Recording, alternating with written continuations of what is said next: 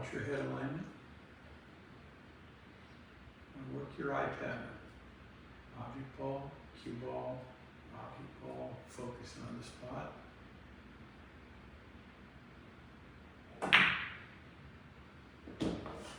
Excellent.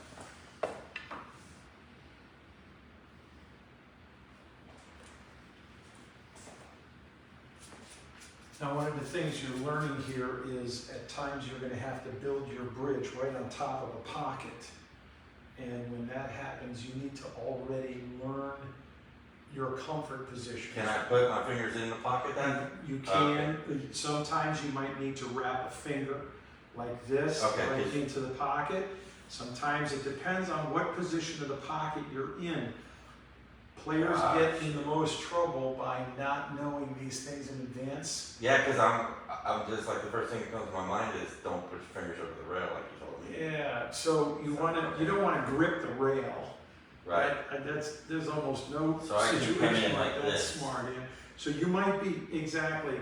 So the key to what's happening in addition to these awkward side pocket shots is you're also learning how do you manage to work with the obstructions that are coming at you. Yes, sir. And as we continue to work down the line, this pocket gets smaller and smaller and smaller. So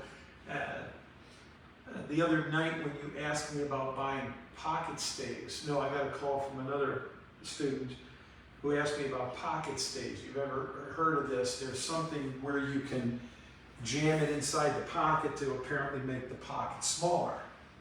I hate those. They're unrealistic. They don't allow you to utilize the shims. You can only go cleanly in, and that would mean you have to be virtually straight or within maybe 20 degrees of the pocket for that to even be possible. So it's unrealistic.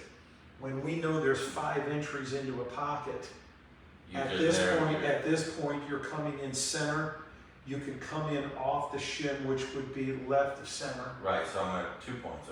Right, so you may have 2 points of entry from this position here because notice you're coming in here, so this is going to get you in the pocket left, it would technically, in your view, right center. Then you're able to come in at center. You're able to come in at left of center, which is what comes in off the shim. So those are the only 3 entries you're getting, and then you're only going to get down to 2 very soon. So with that being the case, right now I'm drawing your attention to making sure you're developing a sense of feel around the pocket with the right bridge. So let's go ahead and do that again. Be very conscientious of your body alignment, your head alignment. You don't want to be tilted, tipped, and turned and cockeyed. You want to be addressing this clearly. One of the complications to these types of angles is everything is skewed, and subconsciously in your vision, nothing is straight. And so it could be easy to not see the perfect line of the shot and be off by just 2 or 3 degrees. 5 degrees is enough to just miss. So let's go ahead and continue.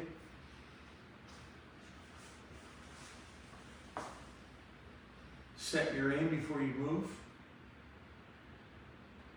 Check the pattern, begin.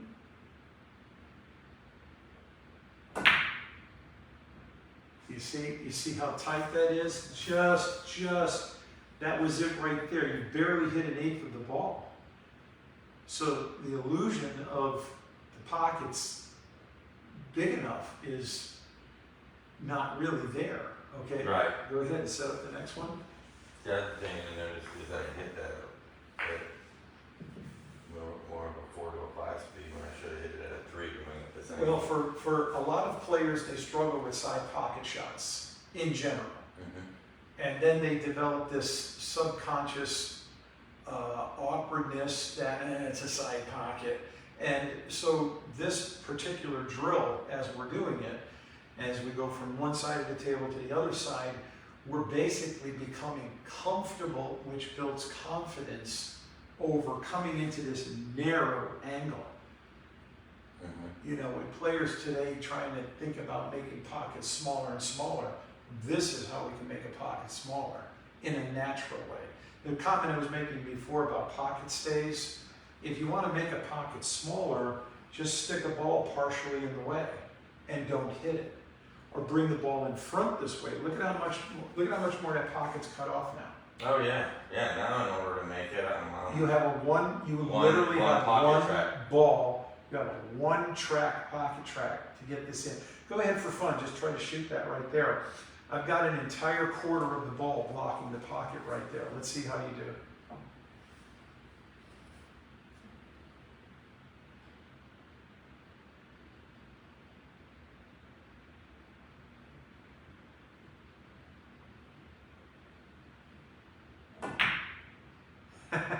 See, everything changed. You slowed down, you decelerated the stroke, you started questioning.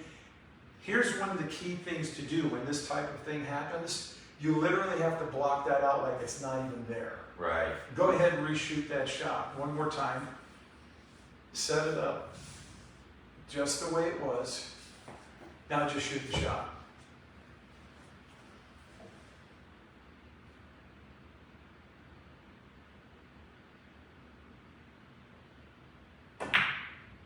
Look at you.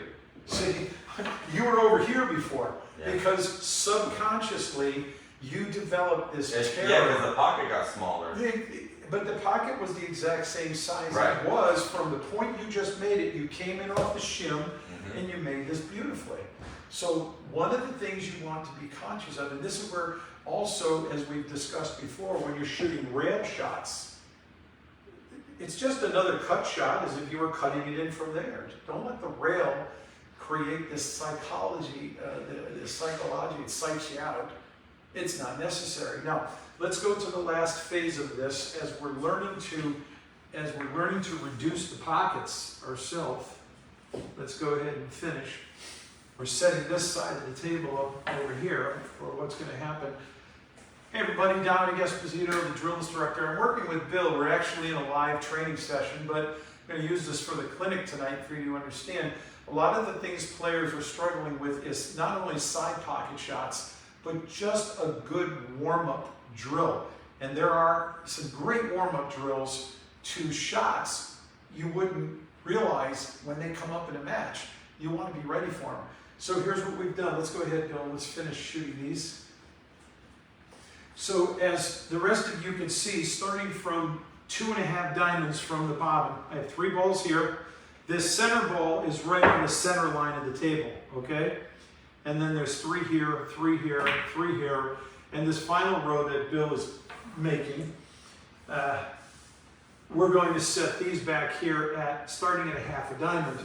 So what he's doing right now in this drill is we took this first ball, we pull it out, so it is 1 diamond off the cushion, and it's in the same position where it is 1/2 diamond from 1/2 diamond.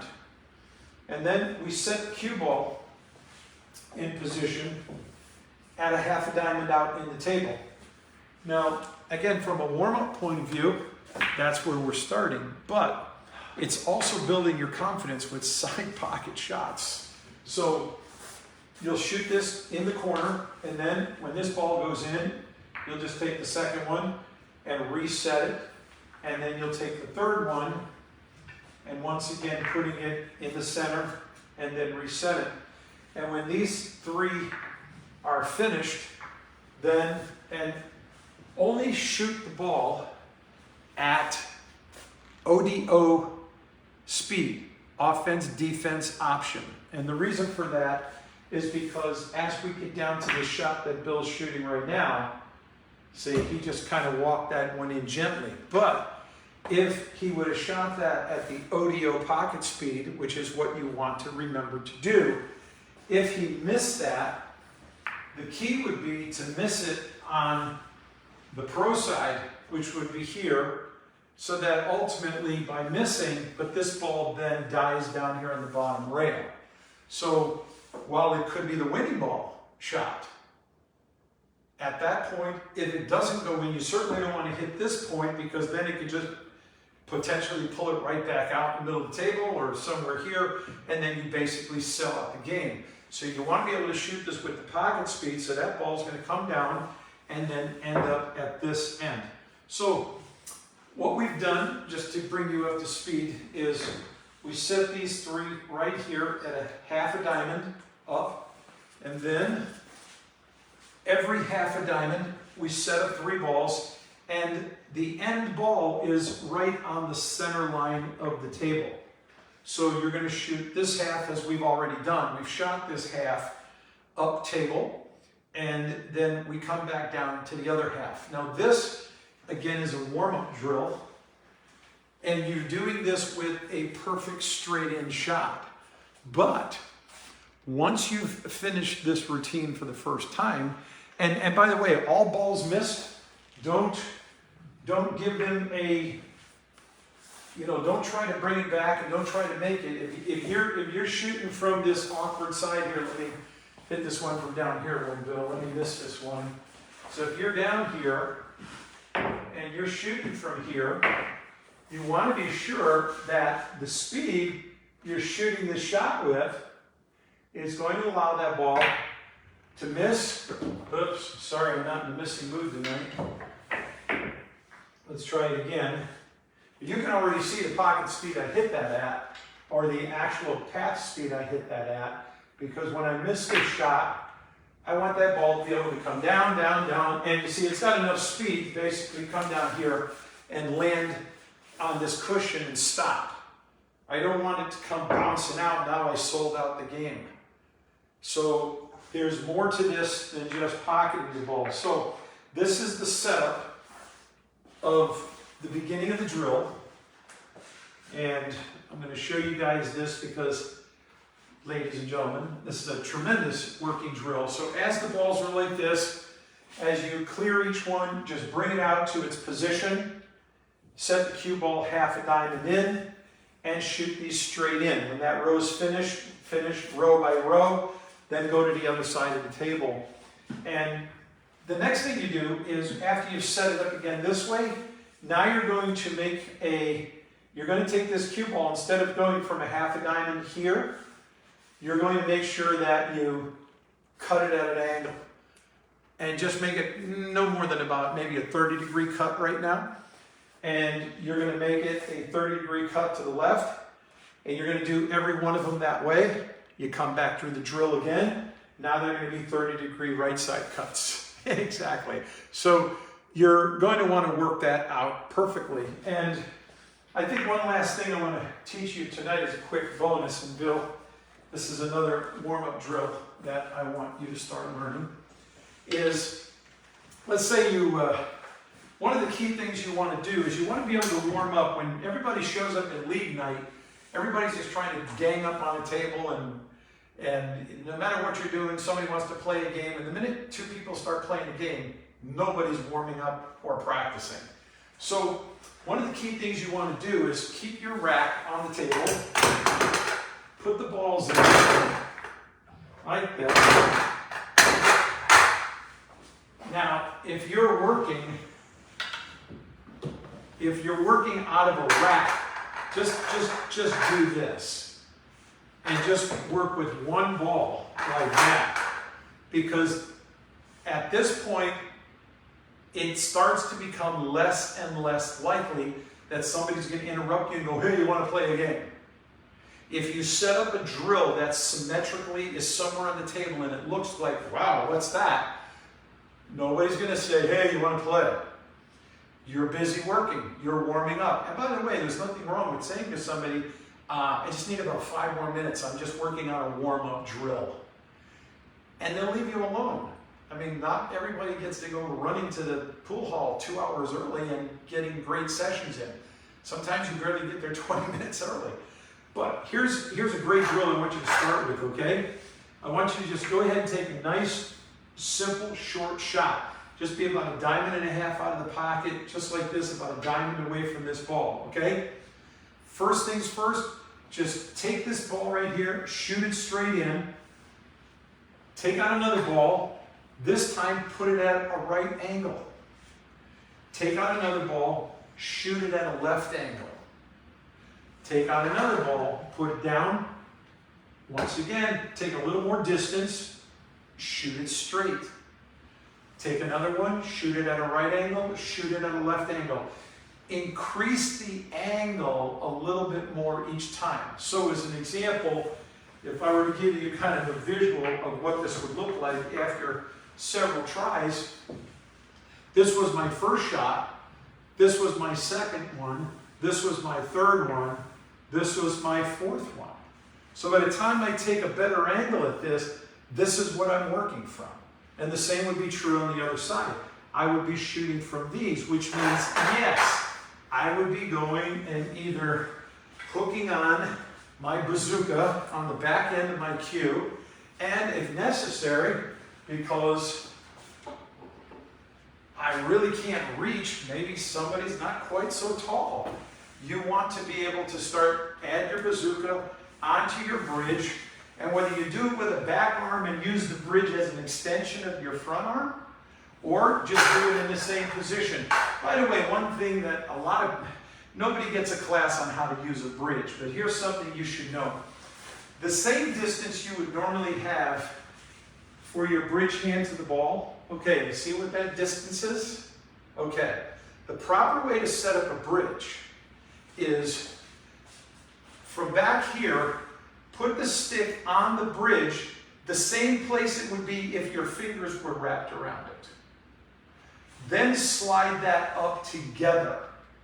When you do this and then you try to put the stick on top of it, you're opening yourself up way too much for errors to accidentally tap that ball or do something else ridiculous. In addition to that, you don't have a real proper depth of perception that you should have, that you would normally have if you came down on a shot.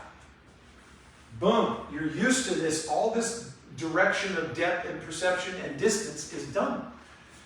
What you want to do is by setting, I'm going to leave this on here like to where my hand would be so you can see the yellow slider.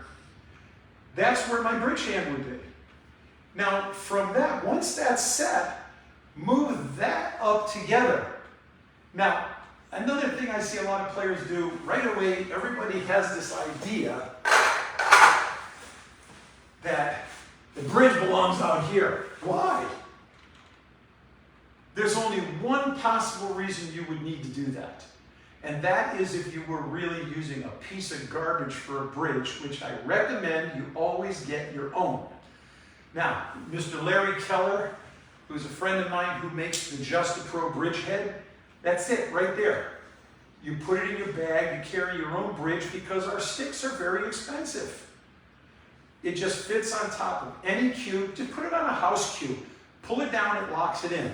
And look at the stuff I can do with this bridge head. I mean, this head is so universally valuable. In addition to when I get tucked on the rail, I can use this thing in the positions it gets in to actually bite my cushions so that I can get positions that I could normally not get unless my hand was on the rail. So truly the absolute best bridge head out there. Just-A-Pro bridge head. Invest in one. You'll be glad you did. And make sure you tell Larry Keller, the drill instructor, recommended it. Now, back to this. Set it up where you would normally have your bridge hand if it was a natural shot. Slide that forward. I like to suggest if you keep them in line parallel, that's so much better. Because in the event I was in a position where I could afford to use my bazooka cue extension, let's say it was on a shot a little more like this, I think you'll like to see it better from this angle, just so you can see what happens. While this is down here, see I set it up at the right angle, but watch what I can do. From here, I can actually just make this an extension as if it was my bridge hand here. And look at what I'm doing with a bridge and a cue extension. And I know most of you are on 7-footers, but on a 7-foot table, if you got caught on a shot that you had to make that was like that to make the winning ball, don't be hanging over a table like that. You can't see.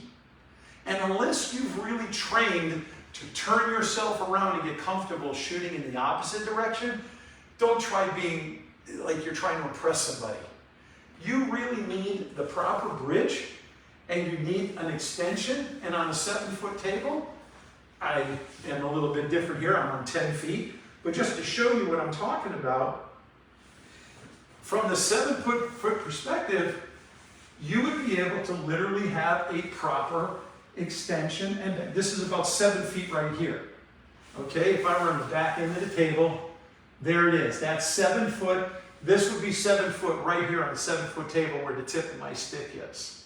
So from here, look at how much control I have instead of trying to do this. Come on, you want to win the game? You want to play well? Play smart. Don't try to be a show-off. If you want to be in a rodeo, join a rodeo. Otherwise, use the equipment well, use it wise. Don't think you don't need it. Listen, I know Nick Varner, Johnny Archer, a lot of guys, they just will not play without this. And Nick Varner just told me just a couple of weeks ago, he says, I carry one in my pull bag and I keep it back up in my trunk. I'm never not with my Bazooka Q extension. So, I mean, that's good enough for Nick Varner, I mean, and thousands of you, so I appreciate that. But learn how to use this equipment well. Anyway, this warm-up drill is going to serve you well to the side pockets. Secondly, if you work with the bridge on the table, or the rack, excuse me, when you work with the rack on the table, players are very unlikely to interrupt you because it looks like you're working. Don't take it off the rack because it doesn't look like you're doing anything special now. Leave it on the rack because that's not normal. And then players will just rather watch you to see what you're doing. Okay, listen gang, I'm gonna get back to work with Bill. That's some really good stuff for you to understand, okay? So warm-up drills, dead straight in, every half a diamond from the bottom rail, 3 balls, pull them in, just as I showed you, go back through if you want to see what the measurements are. And remember, the speed of the shot is so that if you miss it on the pro side, it's an ODO, offense, defense option. That's what ODO means, okay? You call it a two-way shot, you can, that's kind of a slang, but as an offense, defense option, in the event that ball is going to hit the point, it doesn't go in, it's going to land on the cushion on the bottom of the table so that you're not just selling out the game. Hey, listen, everybody, aim straight, shoot straight, split the pockets. That's the drill instructor way. Thanks for joining me and Bill tonight. And we're going to get back to work now. God bless you. I hope I see you again next week. Bye-bye. All right, Bill, let's get back to work.